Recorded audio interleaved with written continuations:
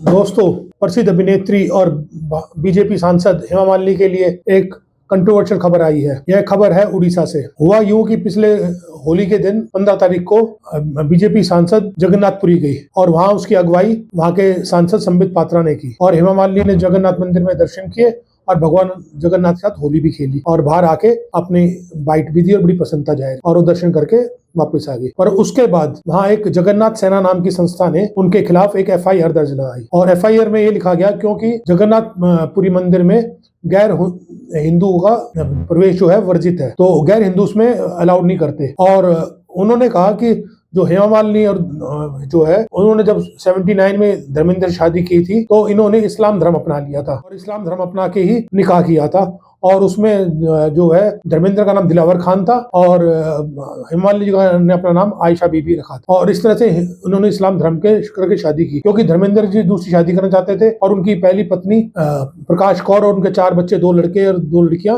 पहले से थी। तो हिंदू धर्म में और हिंदू मैरिज एक्ट के हिसाब से दोनों में हिंदू धर्म में परंपरा नहीं है दूसरे विवाह की और हिंदू मैरिज एक्ट में पहली पत्नी के होते हुए आप दूसरी शादी नहीं कर सकते। तो इस चीज से बचने के लिए इन दोनों ने जो है धर्मेंद्र ने हेमा मालिनी ने इस्लाम धर्म अपनाया।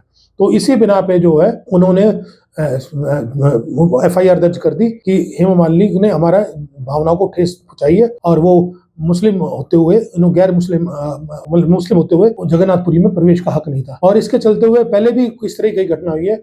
1984 में इंदिरा जी को भी जगन्नाथपुरी में घुसने नहीं दिया था, एंट्री की परमिशन नहीं मिली थी, सिर्फ इस कारण कि उन्होंने दूसरे धर्म के व्यक्ति से शादी की थी। हालांकि इंदिरा जी ने कभी कोई दूसरा धर्म नहीं अपनाया। इवन जो उनके पति थे फिरोज,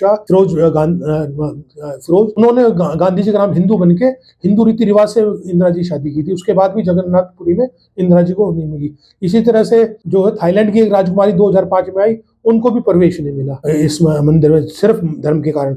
और एक ऐसी विदेशी महिला थी दूसरे धर्म की जिन्होंने 1 करोड़ 78 लाख रुपए दान दिया जगन्नाथपुरी मंदिर को, पर उनको भी नहीं घुसने दिया क्योंकि उसमें वो दूसरे धर्म की थी। तो अब ये देखो कि इस मामले में क्या होता है कि क्या एक्शन लिया जाता है और क्या नहीं लिया जाता। धन्यवाद, जय हिंद।